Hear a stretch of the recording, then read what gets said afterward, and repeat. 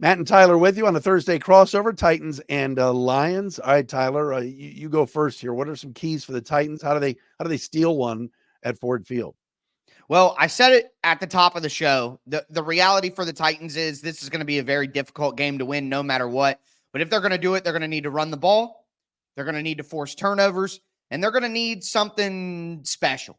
Like that's what it takes. They're going to need a little bit of Mo City magic, I'll call it. Like they got to stop the run like I talked about before, because if you let Jared Goff get third and manageables, it's going to be too easy for those guys over the middle of the field to get 4 or 5 yards. So you got to get them in 3rd and 8, 3rd and 10, and hope that you can stop them there. And that all starts with stopping this run game. If they do that, then they got to force turnovers. That they got to win the turnover battle by 2 or 3 to have a chance to win this game, because it's not just about stopping the Lions offense. It's about putting your offense in a position to get some easy points. And then again, they're going to need a little bit of magic on the offensive side of the ball. In my opinion, they're going to need a crazy play to break their way. They're going to need somebody to have them. They're going to need Calvin Ridley to finally go nuts and haul in a deep pass past the safeties. They're just going to need something that they don't get week to week, and that's somebody to step up and be a great player. The Titans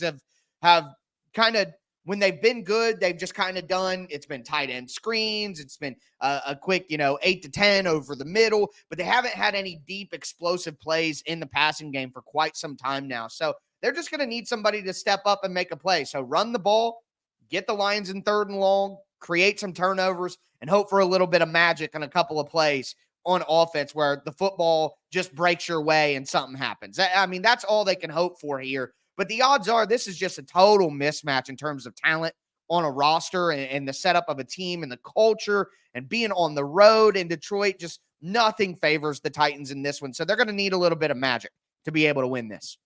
You mentioned Calvin Ridley before. A quick follow-up. Is he in a better mood lately? I mean, I don't know how he would be going back through the film of Mason Rudolph. There are so many times. Everybody's mad at Calvin Ridley. He's dropped a couple passes.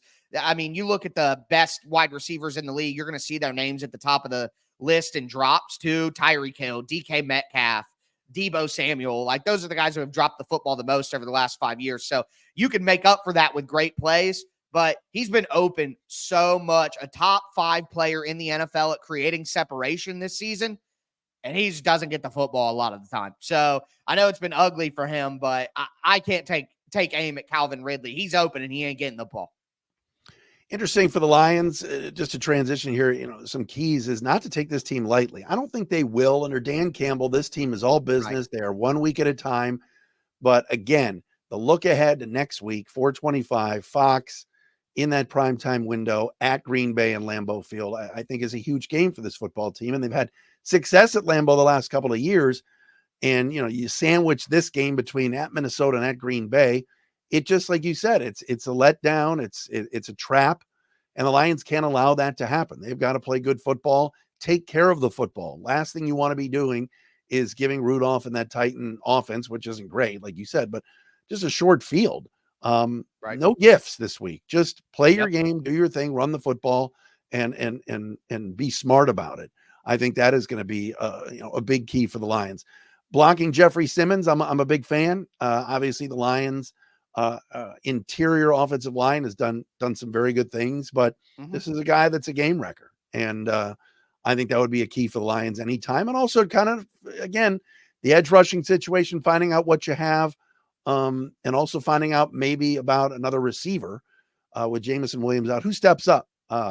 Maybe now with J-Mo gone, maybe the Titans figure, all right, let's just take 14 away and try not to have Amon-Ra beat him. Who's going to step up and make some plays. But I think guys will. Tim Patrick, who came over from Denver, has done a really nice job and has made some nice plays. So that's how I look at it. I prediction wise, of course, we're both going to take the Lions in this game. Yeah. Tyler, I just wonder, though, if this is one of those slobber knocker, 27-20 games where you go, man, I thought the Lions were going to blow them out. Or we could see it go the same. Like, the Lions, human nature, they could be looking ahead a little bit, knowing that they don't got to be a steak in this game. If they're a cheeseburger, they're still going to win, but the Titans could, make it close early. And then at the end of the game, the talent deficit just goes in the Lions' favor. So I think it could be a little closer than Lions fans want. One thing I do want to caution Lions fans before we go, do not think that your edge rush issues have improved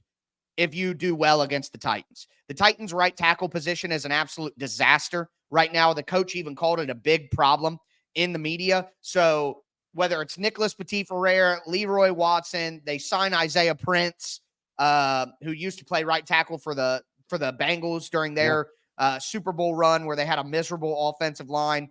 Just, you're probably going to have a good week in the pass rush, Lions fans. It's fool's gold. You still need to make a move. So I just want Lions fans to keep that in their mind as we go into this game. Tyler, a pleasure, man. Hang in there. I know it's not been easy down there, but when's the new stadium coming? When are we getting that?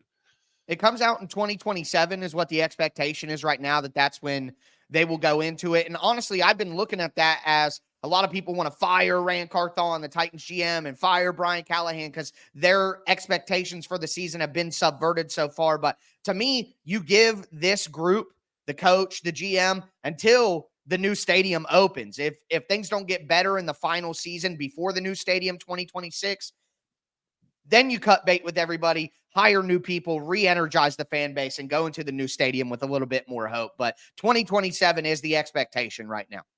Will Levis be the quarterback when they open the new stadium? No, I will say no. And just so we're clear, I know you mentioned Rudolph earlier, so it sounds like you're already on board. But if any fans, Titans or Lions, were wondering, Will Levis will not play in this game. Jeremy Fowler from ESPN reported that on Wednesday. Good chance he's back for week 9, but you will not see Will Levis. And honestly, it's like the Indianapolis Colts. Playing their backup quarterback is more scary than playing their starting quarterback at this point in time. So I'm sure Lions fans would prefer Will Levis, but he will not be playing in this game.